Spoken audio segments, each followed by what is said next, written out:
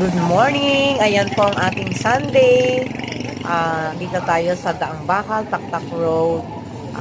Nagja-jogging. So, ayan po ang ating mga kasabay, ang mga bikers. At nakakatuwang tingnan ang mga street food. Ayan, yung mga street coffee shop. Ang dami pa mga bikers dito. At saka mga motorista rin. Tayo na. Yung ng coffee.